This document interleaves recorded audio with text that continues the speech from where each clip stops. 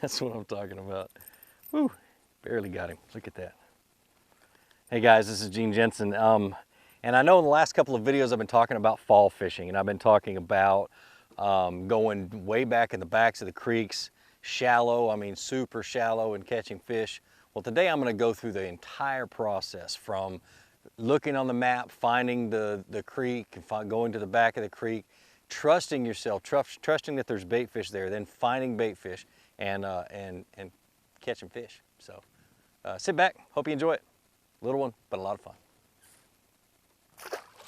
All right, so let's talk about creek arms. Okay, when I say creek arms, I'm talking about man-made lakes. This is a huge reservoir. This is Clarks Hill or J. Strom Thurmond Lake, Clarks Hill Lake, whatever, depends on what side of the state line you're on. This is South Carolina, that's Georgia.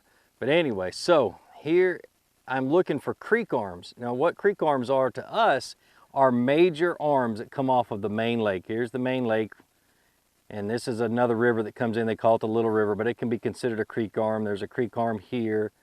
You know, if we kind of zoom in, you know, creek arm here, it's got a bridge that runs across right there. That's kind of what I'm looking for, is I'm looking for these creek arms. Okay, and I want to go, and in the fall, the bait fish move all the way back to the backs of these creek arms in shallow, shallow water. I mean super shallow. I just caught that fish in, what, a foot of water maybe, foot and a half of water. And so I look up these creek arms and I go all the way to the back and I look for that shallow water. Here's a little bit of a shallow water. That's a narrow run. This runs back. You know, Navionics didn't go all the way back into that shallow water and graph it. But hey, it's the back of a creek. So that's kind of what I'm looking for. And my area of concentration is about here. Okay. You know, and here's another little arm off of it. And about here. And I find that the ones that are the best are the major creeks, of course, because they've got a lot of water running into the back of them. And you can also look in these smaller creeks if you can tell whether they've got water coming into them. See, like right back in here, just a smaller creek. So that's what I'm looking for. That's exactly what I'm looking for. All right, so I pick one. That's all I do, is I pick one or two, and I pick an area that has several of them close to each other, and I'll go to the back of them and check them out. And then when I get back to the back of the creek, I start looking for signs. Same thing I do anywhere else, any time of the year I'm fishing. I got back here today, and there were 4 birds on the bank, blue herring on the bank. There were a little ticks and ripples, not a whole lot of bait fish activity that I could tell, but I still went back here and checked it out.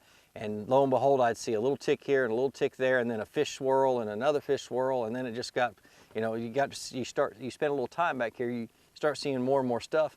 And then as I'm throwing a spinnerbait, my favorite way to find them when they're this shallow is I throw a spinnerbait around, or a lipless, or just a moving bait, and you'll start kicking up these balls of bait fish. It's hard for a ball of bait fish to hide in this much water. You're gonna see them. So you get back in here and you just go fishing, and I try to pick the right baits. You know, to do that with, or to fish this kind of area with.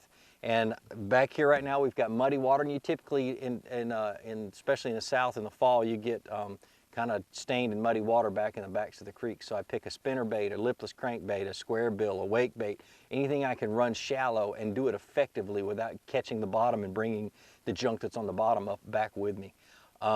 I bump into every single piece of cover that I can find. You got all these little, I don't know if you can see them, you'll see them while I'm fishing, these little stick-ups that are sticking out of the water. And my goal is to bump those because that causes a reaction strike with these bass.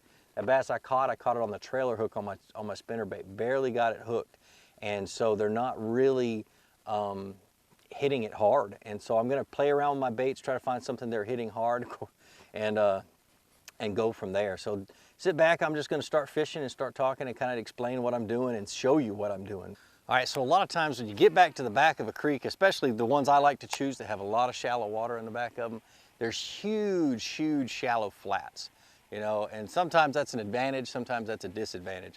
But what I'm trying to do right now is just cover this whole flat as efficiently as I can, but I just want to catch everything I can catch. So I pull up in here, I start in about 2 feet of water, 2.5 feet of water, and and work my way shallow, and I'll do a grid pattern, zigzag back and forth on the whole area, and I'll do it a couple of times. If I know it's got big fish in it, I know it's got a lot of fish in it, then I'm gonna do that several times and spend a lot of the day here.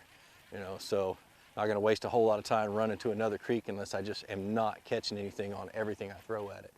But get in here, I'm looking, I'm constantly, you don't hardly ever see me watch my bait. I'm paying attention to what my bait's doing.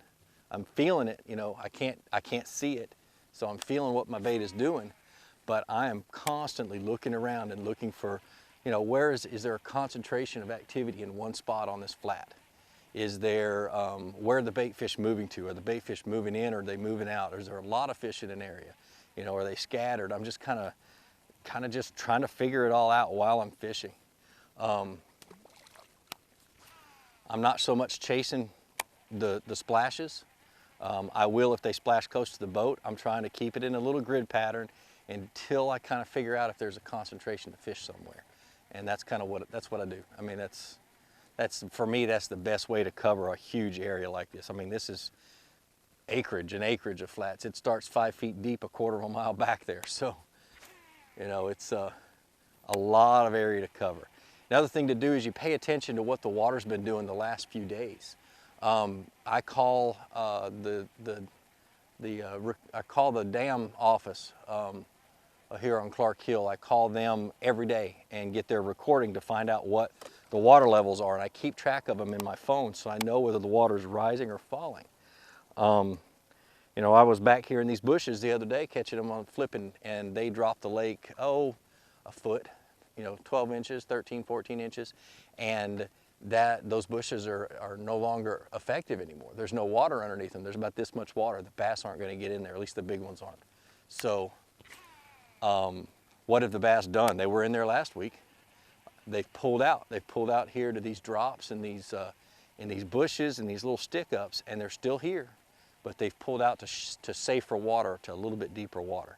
And so that's what I'm counting on, and that's what I'm hoping to catch today.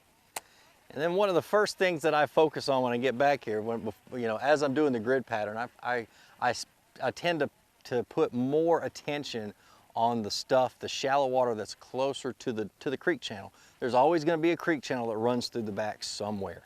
And I found that that's usually where you can find the concentration of fish. There'll be some other ones scattered in cover and things like that. But I try to stay, at least for the first little while, or every time I pass by it, I try to concentrate and spend a lot more time around the creek channel. Where I caught that fish was heading towards the creek channel. Creek channel runs right here, and it swings right up around along that bank. So what I'm going to do now is I'm just going to work my way that way and hit the creek channel and run up the creek channel and just kind of see, you know, throw it to the bank, throw it both sides, and I'm just covering water. Fan casting everywhere, not really moving fast with the boat, but still covering water. And I've had days where they were so shallow. I'm talking, so you see how high I've got my trolling motor jacked up. They were so shallow that I was kicking up mud with my trolling motor jacked up as far as it could go, and I was catching them. I mean, just whacking them. This was a few years ago, and I might go to that spot today. I've got enough gas. It's a long run from here, but you know, if this place doesn't pan out the way I think it should, I think it will, I'm gonna go there because I know they're there. A lot of people don't fish it. Lets me know I'm hitting the sticks, but I don't want to bring them in with me. All right, so what I've done is I realized that when I caught that fish, it short struck. I mean, it was right on the trailer hook, just barely. And so I adjusted my spinnerbait a little bit. I went to a bigger bladed spinnerbait so I could keep it up out of the dirt a little bit. Maybe he missed it because it was in the dirt. You know, a big blade displaces more water, makes it to where you can reel it slower and a little bit higher. Changed the colors to just a chartreuse and white. This is a Mega Strike back spinnerbait, one of my favorite spinnerbaits. Hard to lose a fish on this thing, so that's why I love these spinnerbaits. I wish you made them a little bit smaller blades because I love, that's typically what I go to first. But anyway, so I switched to it, and hopefully I can keep it up off the bottom just a little, just enough to entice them to bite, and so they don't have to eat the bottom. You know what I'm saying? So that other one was a little bit heavier too. But that's basically what I did.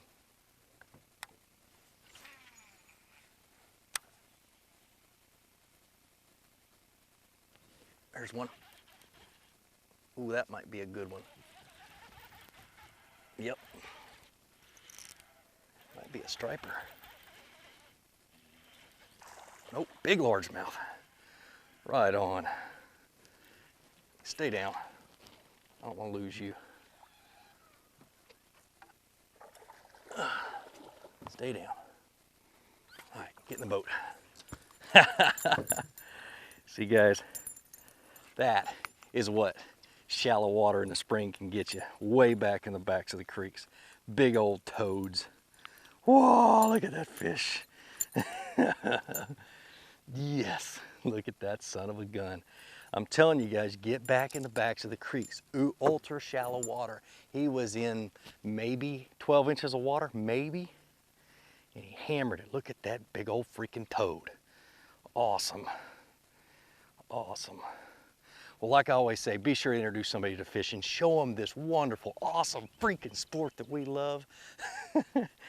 And then let me help you teach them how to fish. I mean, it's great to watch guys catch fish like this. More importantly, get out in the water, go out and catch some fish and have some fun.